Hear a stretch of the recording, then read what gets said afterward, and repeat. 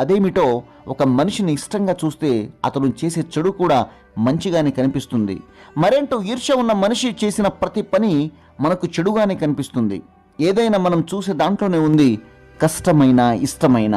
మంచితనం మన వెంట ఉంటే మనం ఎక్కడున్నా, ఎలా ఉన్నా, ఏం చేస్తున్నా, మన ఉన్నా లేకున్నా మన గురించి మంచిగా అనుకునేవారు ఒక్కరైనా ఉంటారు. చెడు గురించి మాట్లాడుకోవడానికి 100 మంది ఉన్నా ఒకరు కూడా మన గురించి మంచిగా మాట్లాడుకునేవారే లేకపోతే ఈ జీవితమే వృధా. భూమిపైన మనిషి ఎందుకు పుట్టాడో అన్నది ఖచ్చితంగా చెప్పలేం, కానీ ఏదో ఒక రోజు ఇదే భూమిని మనిషి ఖచ్చితంగా నాశనం చేస్తాడు అని మాత్రం చెప్పవచ్చు.